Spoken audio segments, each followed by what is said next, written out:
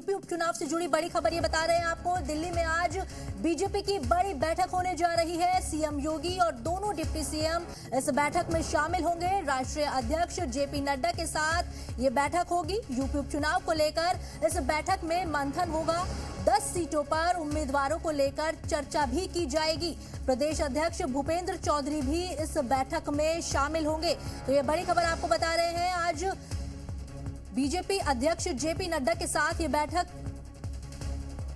होने जा रही है। यूपी उपचुनाव को लेकर इस पे मंथन भी किया जाएगा। 10 सीटों पर उम्मीदवारों को लेकर चर्चा भी की जाएगी। प्रदेश अध्यक्ष भूपेंद्र चौधरी भी इस बैठक में शामिल होंगे।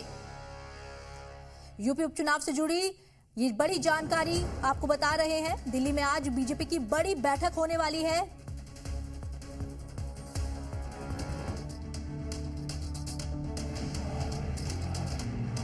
यूपी 10 सीटों पर विधानसभा उपचुनाव की तैयारियां जोरों पर है।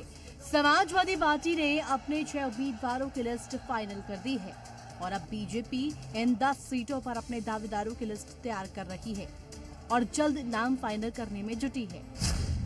करहल सीट पर लिस्ट तैयार कर रही है और जल्द नाम फाइनल करने में जुटी है। करहल सीट पर संघमित्रा मौर्य और धर्मेंद्र यादव की बहनोई अनुजेश के नाम की चर्चा है। इनके अलावा एसपी सिंह बघेल की बेटी सलोनी तो पुराने भाजपाई प्रेम सिंह शाक्य का नाम भी सामने आ रखा है। वीरेंद्र शाक्य और योगेश प्रताप बघेल के नाम पर भी चर्चा है। फूलपुर सीट के लिए पार्टी से जुड़े 40 लोगों ने आवेदन किया है।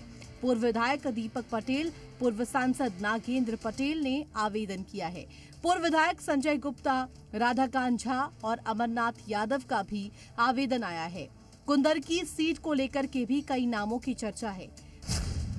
कुंवर बासत अली, दिनेश ठाकुर और रामवीर सिंह का नाम आगे चल रहा है। खैर सीट को लेकर के भी बीजेपी के अंदर कई नाम सामने आ रहे हैं। प्रदीप बंसल, अनूप प्रधान का नाम सामने आ रहा है। इनके अलावा पूर्व सांसद राजवीर दिलेर, पूर्व विधायक रामसखी कठेरिया के नाम भी चर्चा में है। सीसामऊ में मंत्री प्रतिभा शुक्ला के पति अनिल शुक्ला के नाम की चर्चा है। पूर्व विधायक उपेंद्र पासवान और सलिल बिश्नोई का नाम भी सामने आ रहा है। वहीं मझबा से सुची स्मिता मौर्य, रंगनाथ मिश्रा और जितेंद्र तिवारी के नाम की चर्चा है। गाजियाबाद से अशोक बोगा और संजीव शर्मा के नाम पर बात हो रही है। वहीं सत्येंद्र सिसोदिया और मयंक गोयल के भी नाम की चर्चा है। मिल्कीपुर में बाबा गोरखनाथ प्रमुख दावेदार है। काशीराम रावत, बबलू पासी के नाम की भी चर्चा है। रामू प्रियदर्शी, नीरज कन्नौजिया भी उम्मीदवारी के दावेदार है।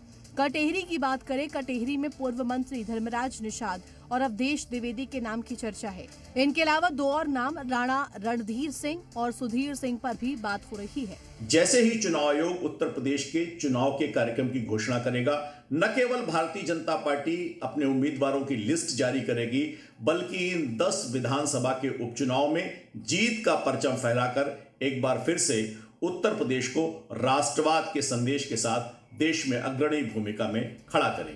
वहीं विपक्षी पार्टियां बीजेपी की रणनीति को बेकार बता रही हैं। कांग्रेस ने सभी 10 सीटों पर बीजेपी को हराने का दावा किया है कि उत्तर प्रदेश की जनता डरने वाली नहीं है। जब लोकसभा चुनाव में नहीं डरी भारतीय जनता पार्टी को हराने का काम किया, तो उपचुनाव में भी नहीं डरेगी। मंत्रियों के दम पर सरकार चुनाव जीतना चाहती है। एक डर का माहौल बनाकर प्रशासनिक मशीनरी का दुरुपयोग कैसे ज्यादा से ज्यादा हो, इसके लिए 3-3 मंत्री लगाए गए। यूपी में उपचुनाव की तारीखों का जल्द ऐलान होने वाला है। ऐसे में बीजेपी के दिग्गज नेता कल दिल्ली में बड़ी बैठक करेंगे। बैठक में सीएम योगी, भूपेंद्र चौधरी और दोनों डिप्टी सीएम भी शामिल होंगे और आगे की रणनीति पर चर्चा करेंगे। ब्यूरो रिपोर्ट, जी मीडिया।